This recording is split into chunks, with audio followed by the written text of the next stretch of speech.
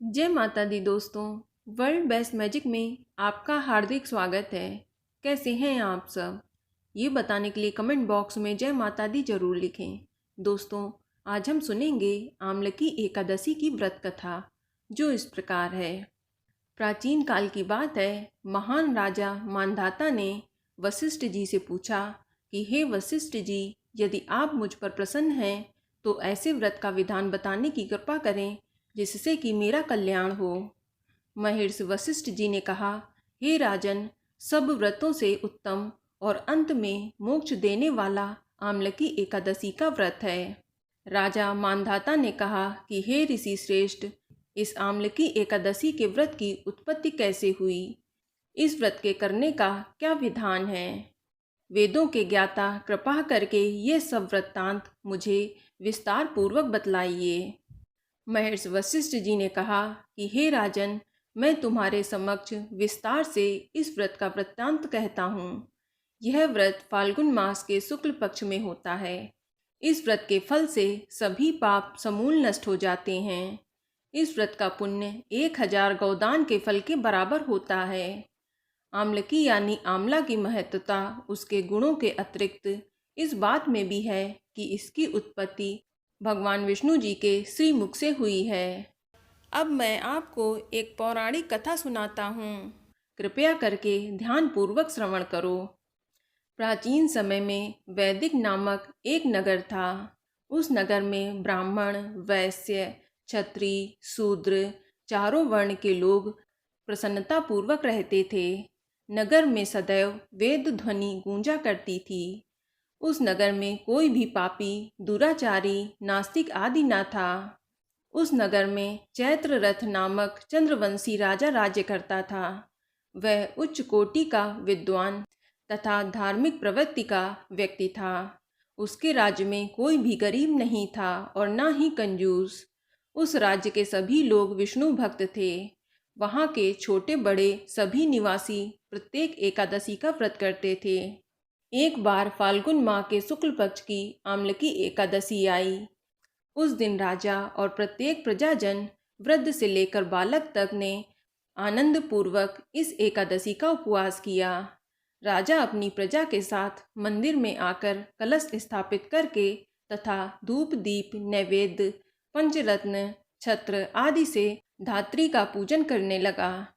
वे सब धात्री की इस प्रकार स्तुति करने लगे, हे धात्री, आप ब्रह्म स्वरूपा हैं। आप ब्रह्मा जी द्वारा उत्पन्न हो और सभी पापों को नष्ट करने वाली है। आपको नमस्कार है। आप मेरा अर्घ्य स्वीकार करो। आप श्री रामचंद्र जी के द्वारा सम्मानित हैं। मैं आपसे प्रार्थना करता हूँ कि मेरे सभी पापों का हरण करो। उस मंदिर में रात को सभी ने जागरण किया। रात के समय उस जगह एक बहलिया आया। वह महापापी और दुराचारी था। अपने कुटुंब का पालन वह जीव हिंसा करके करता था। वह भूख प्यास से अत्यंत व्याकुल था। कुष्ठ भोजन पाने की इच्छा से वह मंदिर के एक कोने में बैठ गया। उस जगह बैठकर वह भगवान विष्णु की कथा तथा एकादशी महात्म्य सुनने लगा। इस प्रकार उस बहलिये ने सारी रात अन्य लोगों के साथ जागरण कर व्यतीत की। प्रातःकाल सभी लोग अपने अपने निवास पर चले गए। इसी प्रकार वह बहलिया भी अपने घर चला गया और वहां जाकर भोजन किया। कुछ समय बीतने के पश्चात उस बहलिये की मृत्यु हो गई। उसने जीव हिंसा की थी। इस कारण हालांकि वह घोर नरक का भागी था, परंतु उस दिन आमलकी एकादशी का व्रत तथा जागरण के प्रभाव से उसने राजा विधुरथ के यहाँ जन्म लिया। उसका नाम वसुरथ रखा गया। बड़ा होकर वह चतुरंगणी सेना सहित तथा धन धान्य से युक्त होकर 10 सहस्त्र ग्रामों का संचालन करने लगा। वह तेज में सूर्य के समान, कांति में चंद्रमा के समान, वीरता में भगवान विष्णु जी के समान तथा क्षमा में पृथ्वी के समान था। वह अत्यंत धार्मिक, सत्यवादी, कर्मवीर और विष्णु भक्त था। वह प्रजा का समान भाव से पालन करता था। दान देना उसका नित्य का कर्म था। एक बार राजा वसुरथ शिकार खेलने के लिए गया। दैव योग से वन में वह रास्ता भटक गया और दिशा का ज्ञान न होने के कारण उसी वन में एक वृक्ष के नीचे सो गया। कुछ समय पश्चात पहाड़ी डाकू वहां आए और राजा को अकेला देखकर मारो मारो चिल्लाते हुए राजा वसूरत की ओर दौड़े। वह डाकू कहने लगा कि इस दुष्ट राजा ने हमारे माता पिता, पुत्र पौत्र आदि समस्त संबंधियों को मारा है तथा देश से निकाल दिया। अब हमें इसे मारकर अपने अपमान का बदला लेना चाहिए। इतना कहकर वे डाकू राजा को मारने लगे और उस पर अस्त्र शस्त्र का प्रहार करने लगे। उन डाकुओं के अस्त्र शस्त्र राजा के शरीर पर लगते ही नष्ट हो जाते और राजा को पुष्पों के समान प्रतीत होते। कुछ देर बाद प्रभु इच्छा से उन डाकुओं के अस्त्र शस्त्र उन्हीं पर प्रहार करने लगे, जिससे वे सभी मूर्छित हो गए।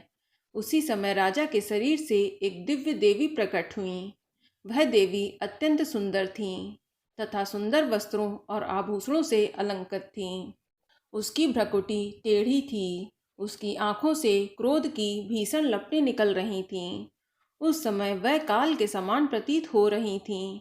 उसने देखते ही देखते उन सभी डाकुओं का सामूल नाश कर दिया। नींद से जागने पर राजा ने वहां अनेक डाकुओं को मृत देखा। वह सोचने लगा कि किसने इन्हें मारा है। इस वन में कौन मेरा हितैषी रहता है। राजा वसूरत ऐसा विचार कर ही रहा था कि तभी आकाशवाणी हुई कि हे राजन, इस संसार में भगवान विष्णु जी के अतिरिक्त तेरी रक्षा कौन कर सकता है। इस आकाशवाणी को सुनकर राजा ने भगवान विष्णु को स्मरण करके उन्हें प्रणाम किया। फिर अपने नगर को वापस आ गए और सुखपूर्वक राज्य करने लगे। महर्षि वशिष्ठ जी ने कहा कि हे राजन, यह सब आमलकी एकादशी के व्रत का प्रभाव था। जो मनुष्य एक भी आमलकी एकादशी का व्रत करता है वह प्रत्येक कार्य में सफल होता है और अंत में वैकुंठ धाम को पाता है। तो बोलो विष्णु भगवान की जय।